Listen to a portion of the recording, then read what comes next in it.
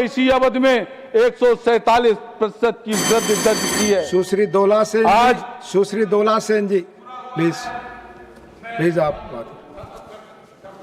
आप बोले आपकी बात। Thank you, Deputy Chairman sir, for giving me chance to speak on motion of thanks on Honorable President's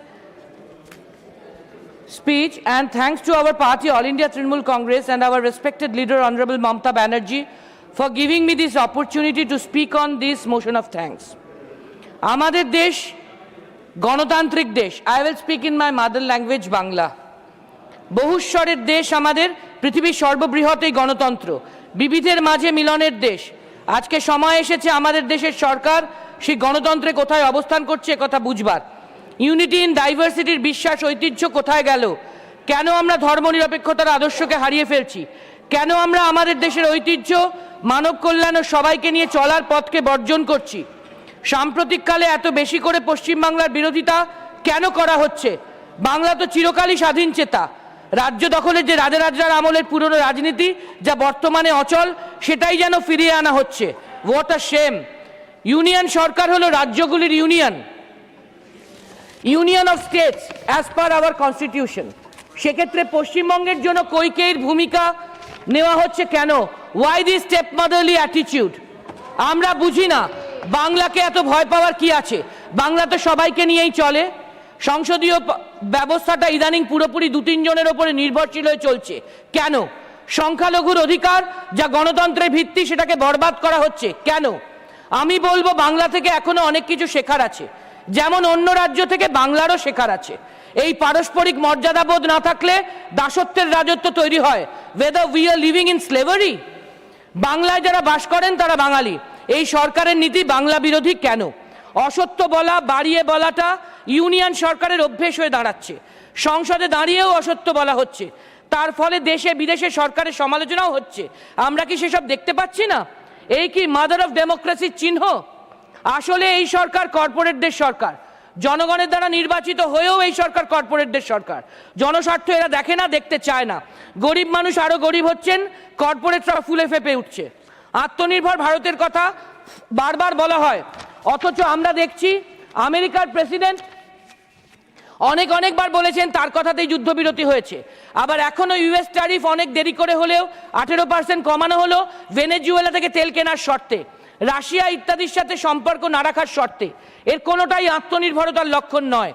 অথচ আমাদের লক্ষ লক্ষ স্বাধীনতা সংগ্রামী এদেশের স্বাধীনতার জন্য মাথা উঁচু করে, সিনা টান করে ফাঁসি কাঠে বা ব্রিটিশ পুলিশের গুলিতে হাসতে হাসতে দেশের জন্য মৃত্যুবরণ করেছেন। দেশের স্বাধীনতার জন্য, দেশের আত্মনির্ভরতার জন্য। একে তার ধারাবাহিকতা? না, কখনোই না। বরং এনারা এনাদের পূর্বসূরি সাভারকারের ধারাবাহিকতাতেই আছেন। বিনায়ক দামোদর সাভারকার যেমন ব্রিটিশদের কাছে একাধিকবার মুচলেকা দিয়ে আন্দামানের সেলুলার জেল থেকে বাইরে এসেছিলেন, তেমনি আমেরিকার চাপের কাছে এনাদের মাথা ঝুঁকে আছে। এটা কখনোই আত্মনির্ভরতা নয়। তাই যখন কাম্বোডিয়ার মতো ছোট দেশও অনিয়মের অভিবাসনকারীদের অসম্মান মেনে নেয় না, তখন ভারত কিন্তু আমেরিকাকে কিছু বলতে পারে না, ভয় পায়, মাথা নিচু করে মেনে নেয়। এখানকার অভিবাসনকারীদের হাতে পায়ে শিকল বেঁধে বিমানে করে এদেশে নামিয়ে দেওয়া যাওয়াকে ধিক্কার জানাই। এই হেনস্থাকে ধিক্কার জানাই, এই অসম্মান মেনে নেওয়াকে। সম্মানীয় রাষ্ট্রপতি মহোদয়া বলেছেন দেশ বিকাশের পথে এগোচ্ছে। বিকশিত ভারতের কথা আমরা বারবার শুনতে পাই, কিন্তু আমরা ভাষণে যা শুনি আর বাস্তবে যা দেখি তার মধ্যে রয়েছে বিস্তর ফারাক। There is hell and heaven difference between the objective reality and subjective thinking. Rail থেকে ভেল, সেল থেকে বিএসএনএল সব কর্পোরেটদের হাতে। পোর্ট ট্রাস্টের সব জমি, জেটি, এমনকি হাসপাতালও বেসরকারি হাতে দেওয়া হচ্ছে। মাটির নিচের কয়লা যা আমাদের ন্যাশনাল অ্যাসেট, তাকেও 100% এফডিআই করার দিকে এগোচ্ছি আমরা। এলআইসি, যেখানে ছোট ছোট করে টাকা জমানো আমাদের দেশের সাধারণ মানুষ, সেই এলআইসিকে দিয়ে আগে রুগ্ন আইডিবিআইকে বাঁচানোর চেষ্টা করা হলো। আইডিবিআইও বাঁচলো না, এলআইসিও রুগ্ন হলো। এখন আবার এলআইসিতে 100% এফডিআই, প্রত্যক্ষ বিদেশি বিনিয়োগ। কোথায় আত্মনির্ভরতা, কোথায় বিকাশ? অথচ আগের আমলে কয়লা, ব্যাংক, বিমাকে জাতীয়করণ করা হয়েছিল, ন্যাশনালাইজেশন, তাই তারা নাকি কোনো কাজই করেনি। আর এখন সব জাতীয় ন্যাশনালাইজড কোল, ব্যাংক, ইন্স্যুরেন্সকে বিজাতীয়করণ, ডিন্যাশনালাইজেশন করা হচ্ছে। তাই আমরা খুব ভালো, এই তো ট্রেজারি বেঞ্চের দাবি। আমরা এগোচ্ছি স্যার। জেনারেল ইন্স্যুরেন্সকেও রুগ্ন করা হয়েছে পিএম জনধন যোজনাকে এস্টাবলিশ করতে। Steel authority of India limited, Indian oil corporation, Bharat petroleum corporation, Bharat heavy electrics et cetera et cetera et cetera, সবেতে ডিসইনভেস্টমেন্ট, কর্পোরেটাইজেশন, প্রাইভেটাইজেশন। শুধু তাই না, ডিফেন্সের মতো কি সেক্টরও কারখানায় তৈরি 74% কর্পোরেটাইজেশন। যে আর্মস এবং অ্যামিউনিশন কারখানা তৈরি অস্ত্র দিয়ে আমাদের জওয়ানরা আমাদের দেশকে, দেশবাসীকে রক্ষা করেন নিজেদের জীবন তুচ্ছ করে, তাদেরকেও এবার বাজারি দোকানে আলু পটলের মতো বিক্রি হওয়া বেসরকারি হাতে তৈরি অস্ত্র দিয়ে দুর্গম জায়গায় ডিউটি করতে হবে। আমরা এগোচ্ছি স্যার। এই যে কিছুদিন আগেই প্রায় 5-7 দিন ধরে দেশের বিমান পরিষেবা বিপর্যস্ত হয়েছিল, কত মানুষের বিয়ে ক্যান্সেল হলো, চাকরির পরীক্ষা বাতিল হলো, চাকরি চলে গেল, তার কারণও এই বেসরকারিকরণের নীতি। কেননা বিমান পরিষেবার 66% ইন্ডিগো, 25% এয়ার ইন্ডিয়া, যা কিনা এখন টাটার মালিকানায়, আর প্রায় সব বিমানবন্দর আদানির হাতে। তাই এত বড় বিপর্যয় ইউনিয়ন গভর্নমেন্টের কিছুই করার ছিল না। আমরা এগোচ্ছি স্যার। বেসরকারি আর বিদেশি কর্তা ব্যক্তিদের হাতের পুতুল হয়ে বসে আছে আমাদের সরকার, আমরাও।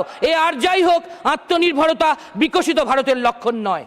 বিএসএনএল, এমটিএনএল এর ফোনের কানেকশন আমাদের এমপিদের দেওয়া হয়, আপনাদের কাজ হয় কিনা জানি না, আমার তো হয় না। অথচ সরকারি বিএসএনএল এর ইনফ্রাস্ট্রাকচার, টাওয়ার সবকিছুকে কাজে লাগাচ্ছে প্রধানত রিলায়েন্স, আর বিএসএনএল উঠে যাচ্ছে। আমরা এগোচ্ছি স্যার। কর্মীদের কথা তো ছেড়েই দিলাম, ঠিকা কর্মীরা পুরো বাদ, তারা তো মানুষই নয়। জেম পোর্টালেও তাই লেবার লয়ের কোনো প্রভিশন নেই। স্থায়ী কর্মীদের অবস্থাও খুব খারাপ, তারাও আক্রান্ত। এমনকি রিটায়ারমেন্টের পরে ওল্ড পেনশন স্কিম, ওপিএস বন্ধ, এখন এনপিএস, ইউপিএস এর নামে অবসরকালীন সুবিধাও ক্ষতিগ্রস্ত।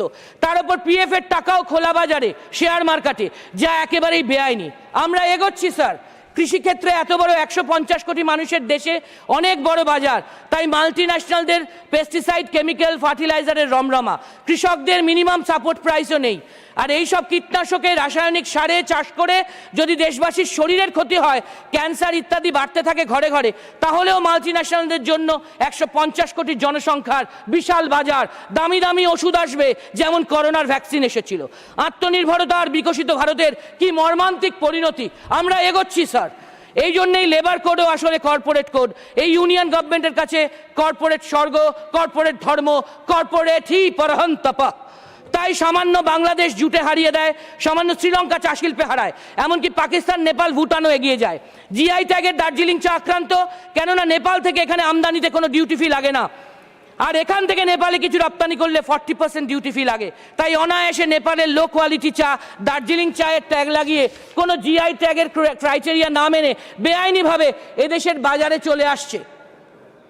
একইভাবে বাংলাদেশ থেকে ট্যাগ লাগিয়ে বেআইনিভাবে জুট আসছে এদেশে, কোনো লেভেল প্লেইং ফিল্ড নেই এক্সপোর্ট ইম্পোর্টে। তাই চা শিল্প, জুট শিল্প আক্রান্ত। আমরা এগোচ্ছি স্যার। ট্রাম্প বাবু যখন ইউএস ট্যারিফকে প্রায় 50% বাড়িয়ে ফেললেন, যখন $1 দাম 90 টাকার বেশি, যখন আন্তর্জাতিকভাবে ক্রুড অয়েল, ন্যাচারাল গ্যাসের দাম ক্রমশ কমলেও এদেশে শুধুই বাড়তে থাকে পেট্রোল, ডিজেল, রান্নার গ্যাসের দাম, ভোট থাকলে অবশ্য একটু কমে, তখন দেশের মানুষ হাড়ে হাড়ে বুঝতে পারেন কি আত্মনির্ভর দেশে, কি বিকশিত ভারতে তারা বসবাস করছেন। আমরা এগোচ্ছি স্যার। সর্বোপরি টেক্সটাইল, কটন, জুট, চা, কফি যখন আমাদের মতো কৃষি প্রধান দেশে, অ্যাগ্রেরিয়ান কান্ট্রিতে অ্যাগ্রোবেস ইন্ডাস্ট্রি হিসেবে পাশের ছোট ছোট প্রতিবেশী দেশের থেকে হেরে যাওয়াই শুধু নয়, নিজের দেশের ইউনিয়ন গভর্নমেন্টের সবকটি টেক্সটাইল সেক্টরের cotton mill, NTC et cetera, jute mill, NGMC et cetera, কেন্দ্রীয় সরকারি চা বাগান ইত্যাদি সব গত 12 বছর ধরে বন্ধ। না বহির্জগতে রপ্তানিতে আমরা কম্পিটিশনে এগোতে পারি, না নিজের দেশে যা কিছু নিজস্ব সেখানেও আত্মনির্ভর বিকাশে আমরা হারিয়ে সব বন্ধ করে বসে আছি। আমরা এগোচ্ছি স্যার। অথচ কটন, ড্রেস মেটেরিয়াল আমাদের গরম দেশে শরীর স্বাস্থ্যের জন্য ভালো, আর দেশের মানুষের শরীর স্বাস্থ্যের কথা ভেবেই তো প্রয়াত প্রধানমন্ত্রী রাজীব গান্ধীজি 1987 সালে mandatory food packaging material act করেছিলেন, যাতে 100% ফুড গ্রেইনস এবং চিনি জুটের ব্যাগে প্যাকেজিং হয়। কিন্তু চিনির জুট প্যাকেজিংকে এখনকার সরকার 20%-এর নিচে, আর অন্যান্য ফুড গ্রেইনসের ফুড প্যাকেজিংকে 70%-এর নিচে নামিয়ে এনেছেন, যাতে প্লাস্টিকে খাদ্য প্যাকেজিংয়ের ফলে দেশবাসীর অসুখ বিসুখ আরও বাড়ে। আরও বেশি করে আমাদের এত জনসংখ্যার বাজারে বিদেশ থেকে ওষুধপত্র আসে, আর পাশাপাশি যাতে কৃষি প্রধান দেশে কৃষিভিত্তিক শিল্পে, যেখানে কৃষি এবং শিল্প দুটোতেই আমরা সেলফ সাফিসিয়েন্ট, সেই টেক্সটাইল, কটন, জুট, চা, কফিতে আমরা শেষ হয়ে যাই, আমাদের কৃষি শিল্প সব ধ্বংস হয়ে যায়। ধিক্কার জানাই এই আত্মনির্ভরতা ও বিকশিত ভারতের জুমলা অসত্য গল্প শোনানোকে। আমরা এগোচ্ছি স্যার। দেশে প্রতি বছর 2 কোটি চাকরির জুমলা গল্প শুনিয়েছিলেন মোদি বাবুরা 2014 সালে, তার মানে 12 বছরে 24 কোটি। কোটি ছেড়ে দিন, 24 লাখ, 24,000, 2400 জনের চাকরিও হয়েছে কিনা সন্দেহ। আর 24% স্যাংশন পোস্ট খালি, যেখানে রিক্রুটমেন্টও নেই। আমরা এগোচ্ছি স্যার। দেশের জল, জঙ্গল, জমি, মাটি, আকাশ বাতাসও বিপন্ন। Between 2019 and 24, our country lost 1.03 lakh hectares of humid primary forest. আরাবল্লী পাহাড় থেকে নিকোবর আইল্যান্ড সব বিক্রি। এমন বানিয়া রাজত্বে আছি যে কোনো ন্যাশনাল অ্যাসেটই আর আমাদের না, সব বিক্রি হয়ে সব শেষ। কালচারাল সেন্ট্রাল গ্রাউন্ড ওয়াটার বোর্ডের 2025 রিপোর্ট অনুযায়ী আমাদের ভূগর্ভস্থ জলের পরিস্থিতিও খুব খারাপ। और दिल्ली में विंटर एयर पोल्यूशन इतना सीवियर है कि वो दिन में 50 सिगरेट पीने के बराबर है सर। আমরা এগোচ্ছি স্যার। পাশাপাশি biodegradable, eco friendly, environment friendly natural ফাইবারকে হটিয়ে দিয়ে শুধু প্লাস্টিকের মতো পরিবেশের শত্রুদের বার্তা দিচ্ছি আমরা। এবার খাবার, জল, হাওয়া সব কিছুতে প্লাস্টিক কণা গ্রহণ করব আমরা আমাদের শরীরে। আমরা এগোচ্ছি স্যার। সম্মানীয় রাষ্ট্রপতি মহোদয়া সোশ্যাল জাস্টিসের কথা বলেছেন, কিন্তু বাস্তবে আমাদের রাজ্য বাংলায় শুধু এমজিএনআরইজি এর খাতে 52,000 কোটি টাকা বকেয়া। সব মিলিয়ে ইউনিয়ন সরকার বাংলার রাজ্য সরকারের কাছে হকের করি ন্যায্য পাওনা যা আমাদের রাজ্য থেকেই তুলে নিয়ে গেছেন, তার যে অংশ প্রপোর্শনাল পোর্শন 2 লক্ষ কোটি টাকা বাকি রেখেছে 2021 থেকে বেআইনিভাবে। কেন তারা বাংলায় হেরেছে সেই রাগে। এটা আর যাই হোক স্যার, সোশ্যাল জাস্টিস না। দেশের মানুষ জানেন সারা জীবন তারা বৈষম্যের শিকার। শুধু 5 বছরে একটা দিন, ভোটের দিন তাদের অধিকার সমান সমান, কারণ ভোটের অধিকার সকলের এক। এখন তাই এসআইআর এর নামে সেই ভোটাধিকারকেও কেড়ে নেওয়ার চেষ্টা চলছে মরিয়াভাবে।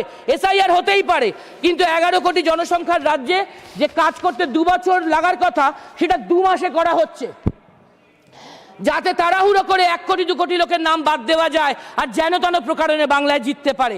এদিকে আবার 2021 থেকে 2026 হয়ে গেল, সেন্সাস করা হচ্ছে না, জনগণনাও বন্ধ, যা প্রতি 10 বছর অন্তর হয়, যাতে অকারণ ধর্ম জাতি বিভাজনের প্রশ্নে ভুলভাল প্রচার করা যায়। shame on them। এর আগেও আমরা দেখেছি হঠাৎ নোটবন্দি করে 3 মাসের তাড়াহুড়োয় আমাদের দেশের 125 জনকে আমরা হারিয়েছিলাম।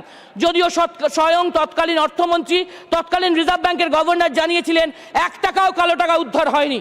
আবার এখন হঠাৎ ভোটবন্দি করে তাড়াহুড়োয় 2 মাসে ইতিমধ্যেই প্রায় 150 জন বাংলায় মারা গেছেন। তাদের পরিবার এখন দিল্লিতেও এসছেন সুপ্রিম কোর্টের কাছে বিচার চাইতে, যদিও একজন অনুপ্রবেশকারী বাংলাদেশি বা রোহিঙ্গার নাম খুঁজে পাওয়া যায়নি। আমরা বিশ্বাস করি এভাবে বাংলায় তো জিতবেই না, বাংলা অন্য কিছু। বাংলা ভয় পায় না, বাংলা মাথা নিচু করে না, তাই বাংলাকে দখল করা অত সহজ নয়। হাতে মেরে ভাতে মেরে হেনস্থা করে অসম্মান করে তোমরা পারবে না, পারবে না, তোমরা হারবেই হারবে। আর আমরা এও জানি সবার ওপরে মানুষ সত্য, তাহার ওপরে নাই। তাই পৃথিবীর ইতিহাস বারবার প্রমাণ করেছে কুৎসা, অপপ্রচার, ষড়যন্ত্র, অসত্য, অন্যায় কোনোদিন শেষ কথা বলে না। শেষ কথা বলে সত্য, ন্যায় এবং মানুষ। তাই বাংলায় যেমন মানুষ ও মানুষের নেত্রী বারবার শেষ কথা বলছেন, তেমনি we the people of India will tell the last word in our country too। ये है कारण कि 303 से 240 पे आप आ गए, और भी घाटा होगा और बहुत कम हो जाएगा। आप जनता ने आपको भी जरूर सबक सिखाएंगे। বলতে আর ভাবতে গর্ব হচ্ছে, আপনারা সবাই দেখেছেন একজন মুখ্যমন্ত্রী, মহিলা মুখ্যমন্ত্রী, বাঙালি মুখ্যমন্ত্রী, কিভাবে সারা দেশে এই প্রথমবার মানুষের অধিকারের জন্য, আমার দেশ আমার ভোট, আমার ভোট আমার অধিকারের জন্য মানুষের পাশে দাঁড়িয়ে সত্যিকারের জননেত্রী, মানুষের নেত্রী সুপ্রিম কোর্টে যতই তাকে অপমান করুন, গালি দিন, হাসুন, হাসাহাসি করুন, খারাপ কথা বলুন, যেটা আপনারা বোঝেন না, মানুষকে তিনি ভিতর থেকে মর্যাদা দেন আর ভালোবাসেন। তাই তার স্থান মানুষের হৃদয়ে। আপনাদের কুকথার সাধ্য নেই মানুষের হৃদয় থেকে তাকে বার করার। अंत में हम बोलना चाहते हैं, जिस तरह से आपने एसआईआर किया है बंगाल में, कितने सारे लोगों की मौत हो गई, 140 लोगों की जनगणना में, जो आत्महत्या भी कर दी क्योंकि आपके हाथ में खून लग चुके हैं। नरेंद्र मोदी बाबू, अमित शाह बाबू के हाथ में खून लग चुके हैं।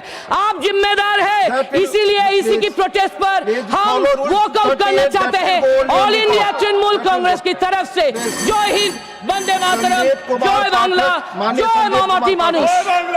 माननीय संदीप कुमार पाठक। Thank you.